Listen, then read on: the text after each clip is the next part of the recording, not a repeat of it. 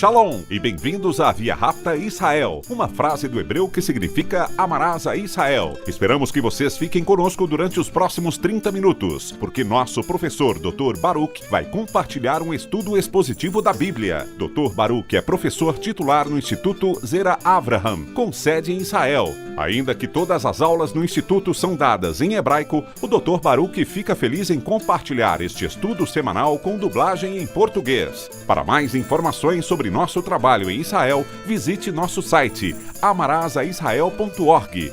Fiquem agora com o Dr. Baruch e a aula de hoje. Compromisso. Deus requer um compromisso absoluto do seu povo. Isso significa que cada aspecto das nossas vidas deve estar submetido a Ele. Se não estamos totalmente comprometidos com Ele, não poderemos viver uma vida que o agrade. Nossa vida não será uma vida que glorifique a Deus, mas ao contrário, estaremos nos distanciando mais e mais da sua vontade em prol dos nossos próprios desejos.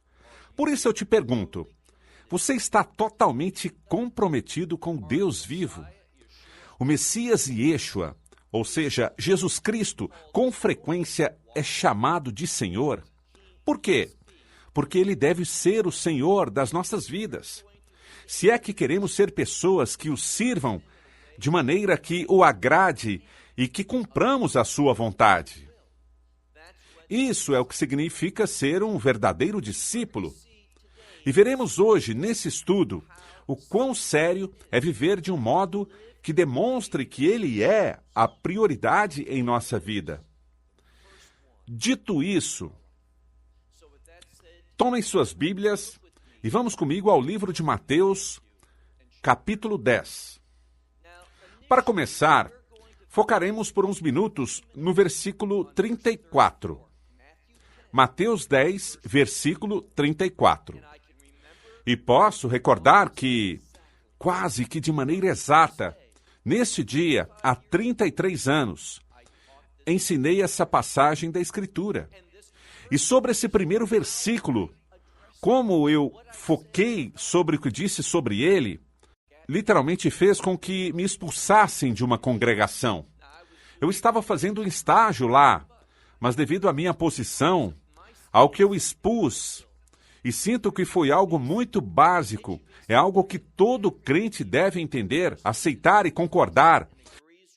Mas essa congregação, em particular, se tornou muito hostil comigo, devido ao que eu disse sobre esse versículo. Venham comigo a Mateus 10, 34. O Messias falando disse: Não pensem que eu vim a pôr, e a maioria das Bíblias dirá trazer, o que está bem, mas literalmente é a palavra pôr ou colocar. E fala de sua autoridade, que ele pode simplesmente pôr, colocar o que quer que ele deseje nesse mundo. No original dessa palavra fala sobre sua soberania, que ele está no controle. Uma vez mais, versículo 34. Não pensem que eu vim a colocar paz sobre a terra. Não vim a colocar paz. Mas notem o que ele diz. Mas espada. Uma espada é uma arma de guerra. O que é o que o Messias quer nos dizer aqui? Bem, quando vemos esse mesmo ensino no livro de Lucas, existe uma mudança. Ao invés da palavra espada, Lucas a substitui e coloca a palavra divisão.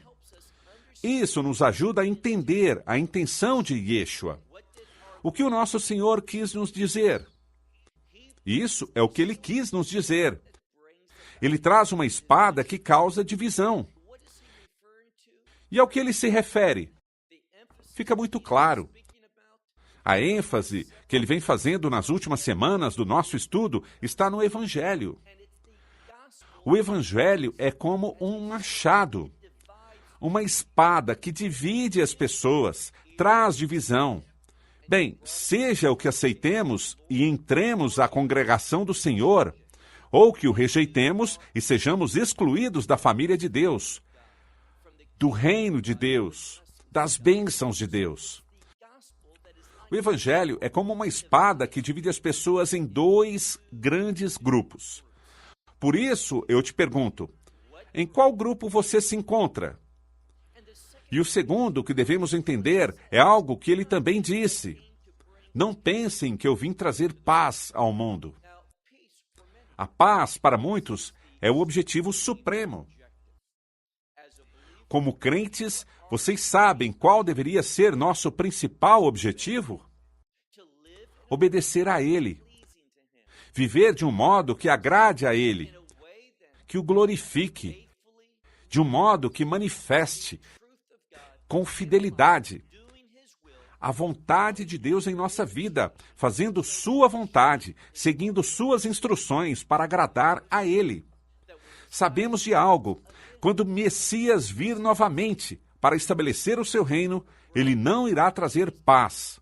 Ele julgará todo aquele que tenha rejeitado esse novo pacto que está atado à mensagem do Evangelho.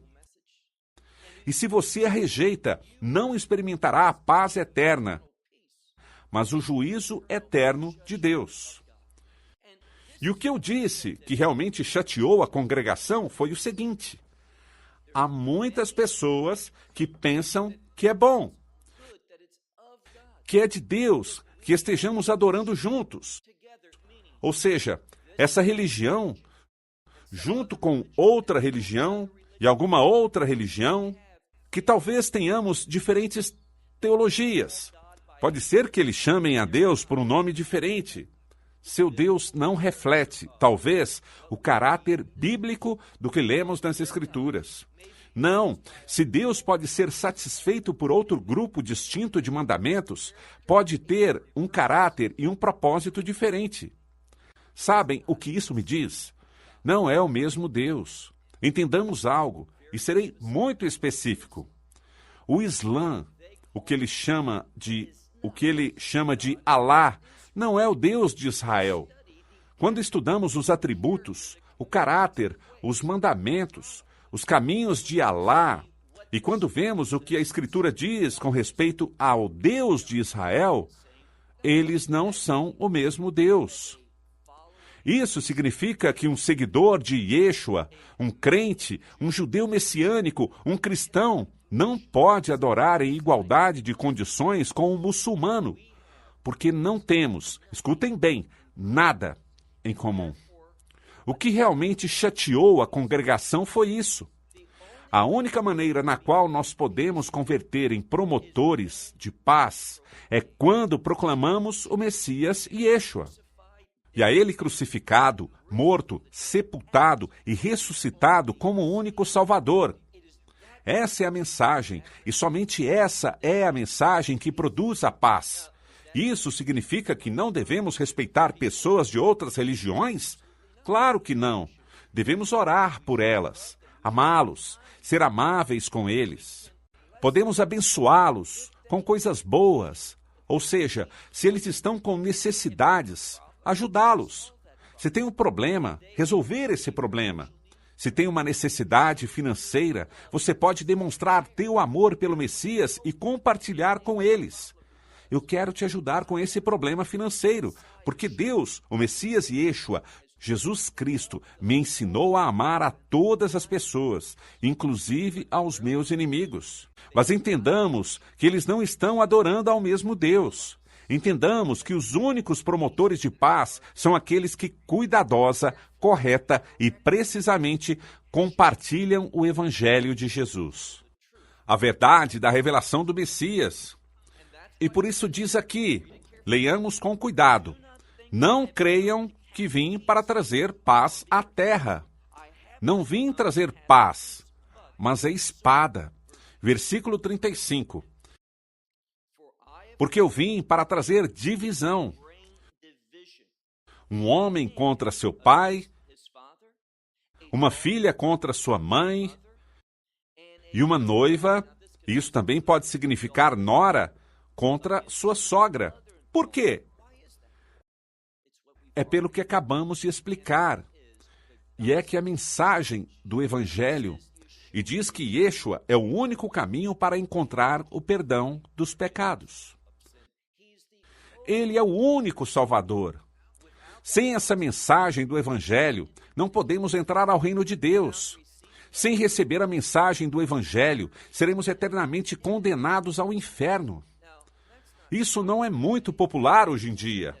As pessoas dirão que são de mente curta, mas é a verdade de Deus. E vamos ocultar essa verdade? Não. Não o faremos se temos um verdadeiro compromisso com o Deus vivo, com o Deus de Israel. Não importa o que o mundo diga, não importa o que os demais pensem, nada mais importa além do que a palavra de Deus nos ensina. A Escritura diz que Ele é o caminho, ou seja, o caminho ao reino de Deus. Ele é a verdade. Todos os demais profetas são mentirosos. Todos, exceto os que profetizaram baixo o Espírito Santo. O que lemos nas Escrituras. Mas o Messias, sua mensagem e a mensagem daqueles que por meio do Espírito Santo escreveram a verdade de Deus nesse livro, a Bíblia. São esses indivíduos, e só eles que revelam a verdade de Deus. Todas as demais religiões são falsas. Esse é o compromisso que devemos demonstrar se queremos ser aprovados diante dos olhos de Deus. Por isso ele diz: vocês devem entender que eu vim com o fim de trazer divisão. Um homem contra seu pai, uma filha contra sua mãe, uma nora contra sua sogra. Versículo 36. E os inimigos do homem serão os membros da sua casa. Insisto, a mensagem do Evangelho divide. Não há um meio termo. Ou a recebemos, ou a rejeitamos. Ou somos seguidores de Yeshua, ou vamos contra ele. E aqueles que o rejeitam não têm nada em comum contigo. Devemos amá-los? Sim. Oramos por eles? Sim. Seremos amáveis com eles? Sim. Mas entendamos que ao final, quando morrerem, não haverá esperança para eles. E quando falamos a verdade, a quem não pertençam ao Messias, eles não gostarão da verdade de Deus e haverá um conflito. Entendam isso. Não dê as costas à verdade pelo fato de que cause conflitos. Isso é o que o Messias nos ensina. Ele nos advertiu. Não pensem que vim para trazer paz, colocar paz na terra. Não, sua verdade é como uma espada que divide. Vejamos agora o versículo 37, onde diz: aquele que me ama, aquele que ama ao seu pai ou mãe mais que a mim, não é digno de mim. Imagina isso. Isso é o que eu falei no início. Que nosso compromisso com ele tem que ser um compromisso total, onde todo o resto se sujeita a esse compromisso. Fica muito claro aqui, certo? Diz: se você não ama a mim mais que ao teu pai ou tua mãe, diz, você não é digno de mim. Versículo 37, segunda parte. E aquele que ama ao seu filho ou filha mais que a mim, esse não é digno de mim. E notem o que ele diz aqui. Ele ata esse compromisso com algo mais. E isso é como esse compromisso com ele se manifestará. Notem o seguinte. Leiam comigo, por favor, o versículo 38. E qualquer que não tome sua cruz e me siga, não é digno de mim. Notem o que ele fala da cruz. O que isso significa? A cruz é um emblema de perseguição. É um símbolo de sofrimento. E, em última instância, aqueles que são crucificados, obviamente, morrem. E o que diz aqui é: minha mensagem é como uma espada. Fará com que aqueles que estejam em conflito comigo me persigam, gerem situações para que eu sofra e, em última instância, eu poderei ser chamado Você poderá ser chamado a entregar a sua vida por essa mensagem do Evangelho. E por que menciona a cruz? A menciona porque a cruz é fundamental para o Evangelho. E o Evangelho fala sobre verdades muito importantes que devemos lembrar. Em primeiro lugar, porque Yeshua foi à cruz? Por causa do meu pecado. Fazer isso bem pessoal. É pessoal porque foi meu pecado o que causou que ele fosse à cruz. Teu pecado também. E entendamos algo mais. Que essa cruz fala sobre o juízo de Deus. Seu juízo contra o pecado. Foi somente pela cruz que meus pecados foram completa, suficiente e totalmente resolvidos. Foram julgados, pois agora, pela fé no que ele fez por mim, tenho redenção. E essa redenção é eterna. A cruz é fundamental. Fala do meu pecado. Fala da fidelidade de Deus para julgar o pecado. E estamos tão agradecidos que o Messias carregou esse juízo que devia estar sobre mim. De novo digo, façamos disso algo pessoal.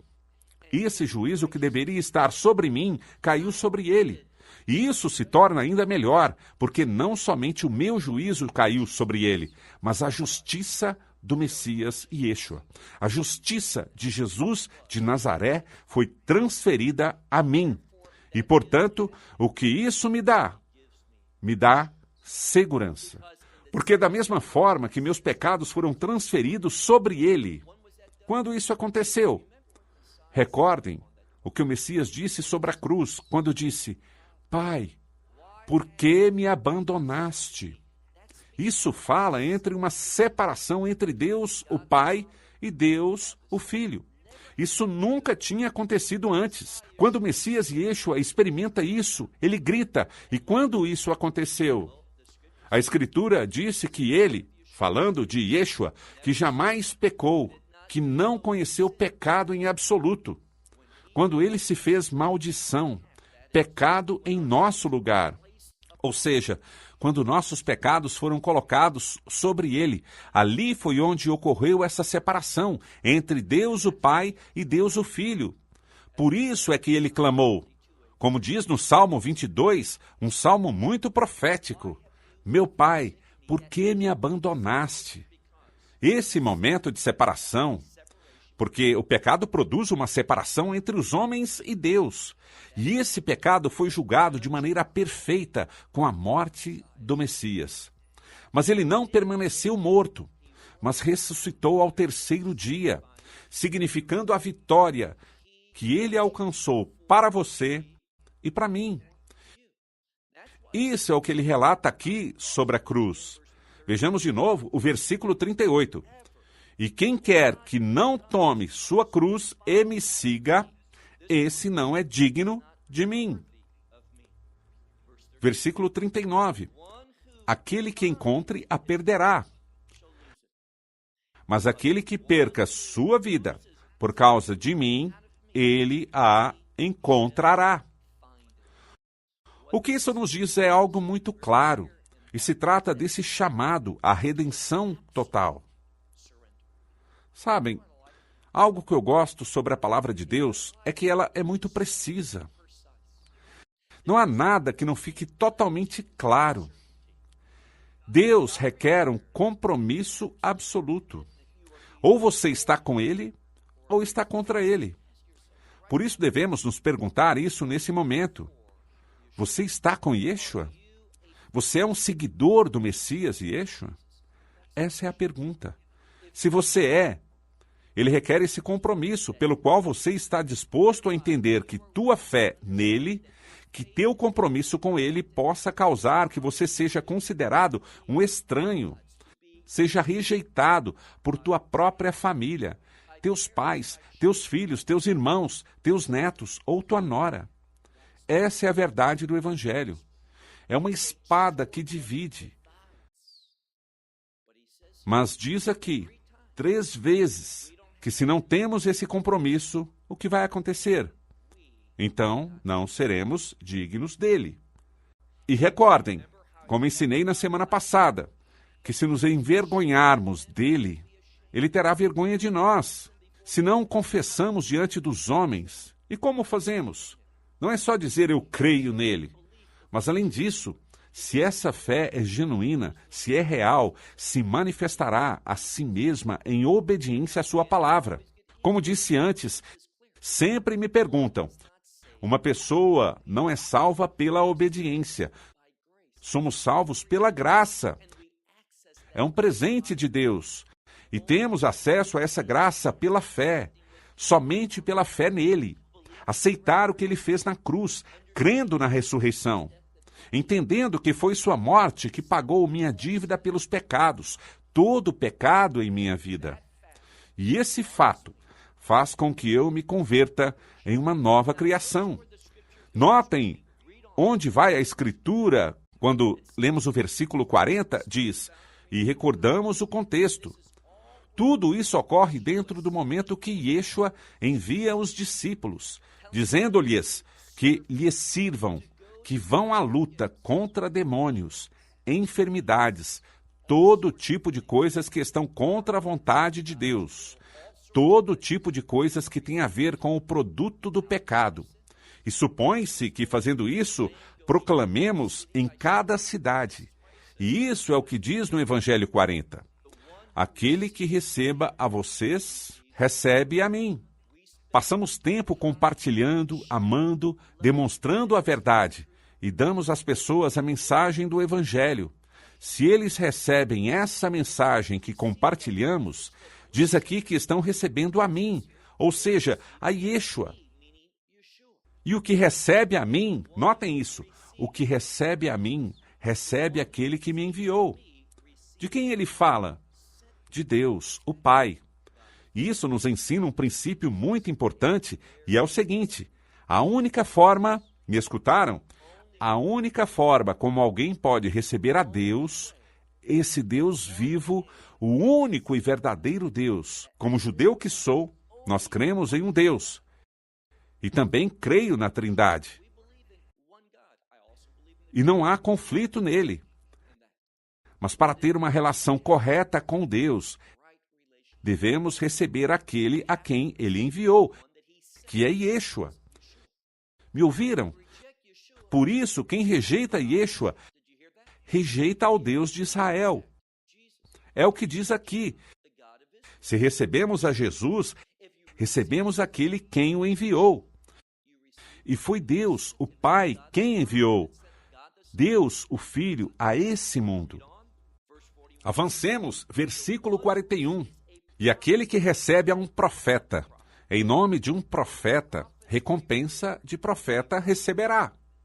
O que quer dizer é isso. Quando alguém vem em nome de um profeta, aquele que o recebe, o faz devido à revelação. Bem, eu creio que devemos compartilhar a verdade profética das Escrituras.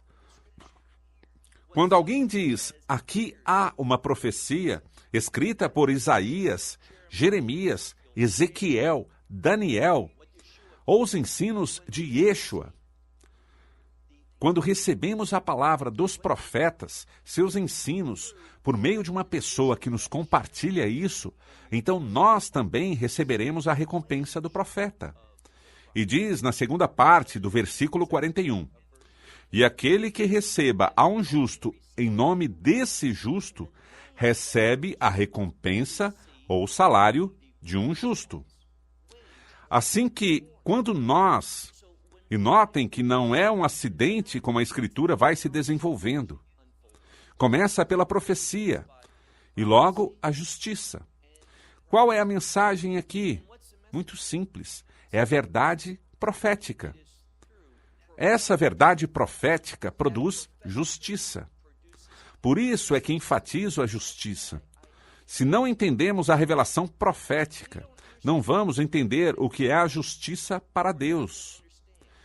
Recebes um profeta, receberás a recompensa de um profeta. Recebes a um justo, aceitas o que é justo, então receberás a recompensa desse justo.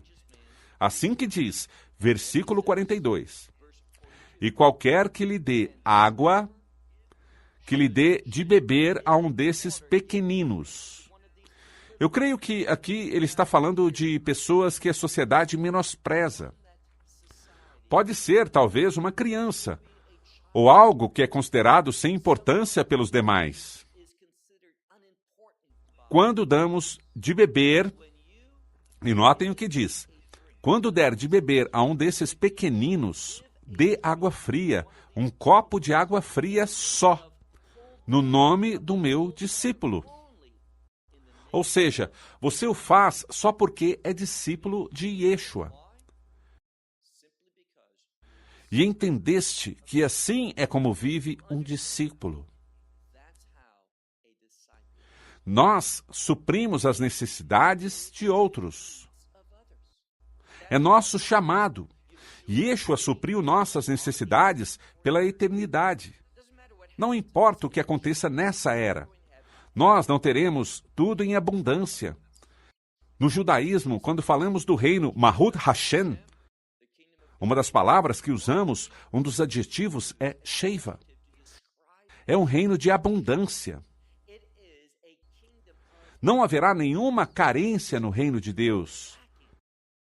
E, portanto, diz aqui, quando damos um copo de água fria a um desses pequenos, diz por causa simplesmente de que somos discípulos. Notem como termina esse capítulo. Diz, por certo lhes digo que não. Isso traduzimos ao português como nunca, jamais.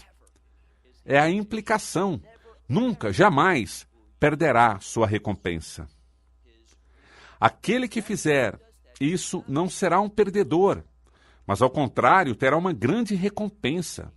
Sejamos pessoas que não somente expressem de lábios um compromisso, mas como vemos aqui, o Evangelho nos dividirá em dois grupos, os que estão a favor e os que estão contra. Aqueles que estão a favor demonstrem isso tomando a cruz. Eles entendem que é um chamado a sofrer, a serem perseguidos, incluindo perder suas próprias vidas.